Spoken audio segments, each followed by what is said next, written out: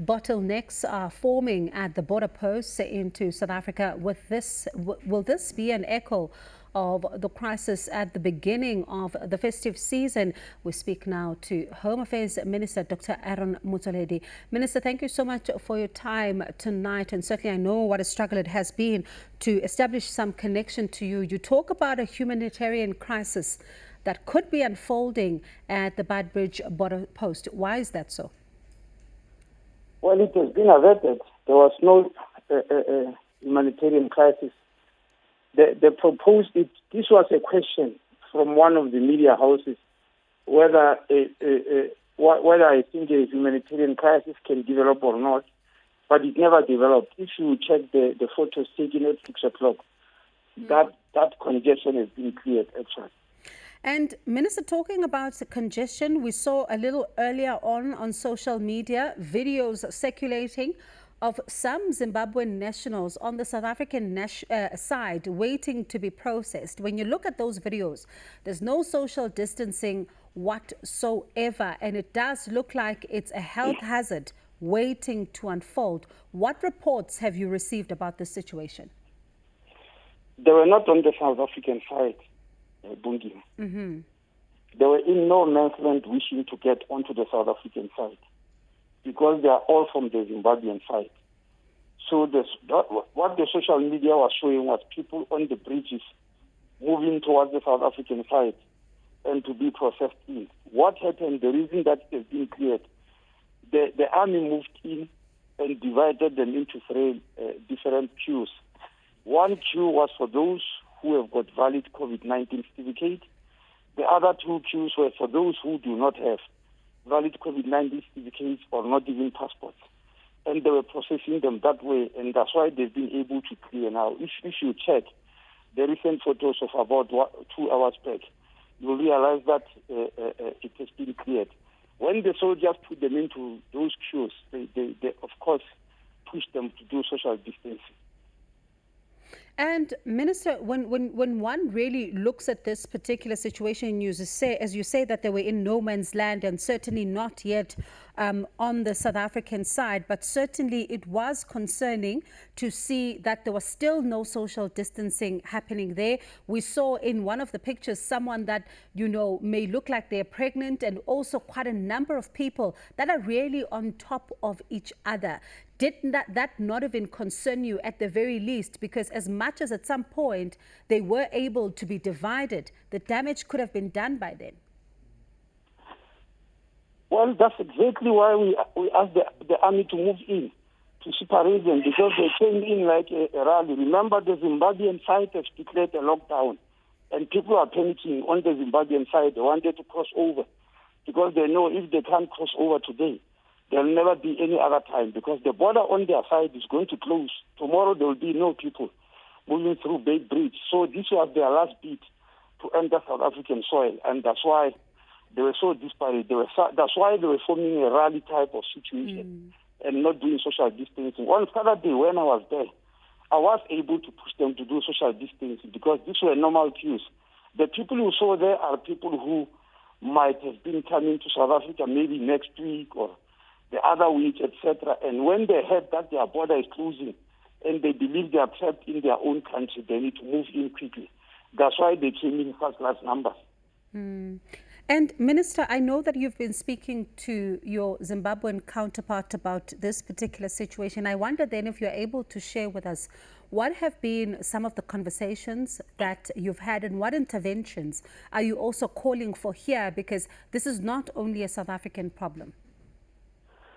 It's not a South African problem at all. I'm not sure why you say it's not only a South African problem. It's an economic crisis in Zimbabwe which has been there for ages, and it's manifesting itself at the border. What I discussed with my counterpart during the day, the Minister of Home Affairs, was just to inform him, because he phoned and said no. He wants to understand which are the people who are taking back, because he has heard that we are taking people back, and he said he was told that we are taking people back who don't have jobs in South Africa. And I said, no, it has got nothing to do with jobs. We are taking back people who do not have the requirements to enter South Africa. And the requirements are only two from the Home Affairs point of view for now. It's a valid passport because they are from other countries, they don't need visas. All we need is a valid passport. The second one is a valid COVID-19 certificate. All the people who are arrested and turned back are those who don't have certificates, or those who, on being tested at the border, they turn out to be COVID positive. We were also turning them back, and I was telling the minister that we've got no option but to turn them back, and he agreed with me that, well, they have to turn back and go back home. I'll tell you why, Minister, I say that it's also partly a South African problem is that, of course, you would not have had that press conference that you had last week to also try and tell us just about what NetJoints is doing to try and improve the situation there, because even on the South African side, it did appear to see that, we do not have enough officials on the ground to try and deal with that exacerbated situation. But I want us to move on to another situation at, the Libombo border post. We have been seeing, and even were able to speak earlier to a woman, but who was not able to connect to us on the show, but we spoke to her earlier on during the day. She was telling us that she had been stuck there since Sunday. She has not been able to move as quickly as she had hoped to be. No access to what, could be water and all of that. And it does look like the situation somewhat there does need a little bit of attention. What reports are you getting about what's happening there? On the 2nd of January, when I went to spend 2 days at Beitbridge, the Director General of the Department of Home Affairs went to spend 2 days at Maseru border post, the Deputy Director General of Immigration at Fixpec, the Chief Director of Penalty at Libombo, and he was joined by the Director of Ports of Entry. Both of them were there, and they were interviewed in one of the TV stations where they were mentioning about what they are doing and what's happening. Now, being stuck from Sunday, I'm not sure about it, because on both 2 days, Saturday and Sunday, that place was cleared up, and it filled again today, because people who coming into South Africa from Zimbabwe are not only Zimbabweans, remember. They are also from Malawi, from DRC, from Angola, and they were rushing in because the Zimbabwean side was going to close. So most of them did an outflow and went over to the Bombo. And I suspect because Zimbabwe is closing down tomorrow, there will be no people at Beitbridge. Most of the people from the rest of the continent are coming in through Libombo. So what we might have, we are planning to do is to take the extra staff that is there at Beitbridge and send them to Libombo, because that's where many people are going to come through, since Mozambican side is not closed.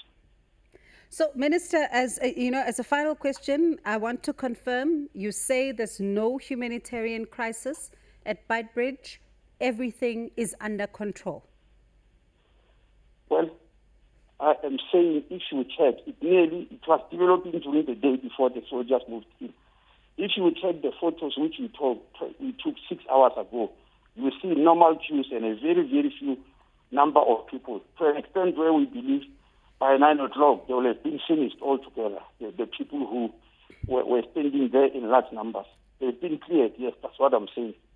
All right. Minister, thank you so much. It's always a pleasure to speak to you. Thank you so much for your time tonight. That's Home Affairs Minister, Dr. Aaron Motsoaledi. We do have our team that is tracking this story as well, and will be bringing us reports throughout the course of the day tomorrow, just to give us a sense of how things are looking and whether or not is it a desperate situation? Is it not a desperate situation? And as the minister says, that, a lot of the bottlenecks have been cleared, and it does look like things are somewhat going to return to normal.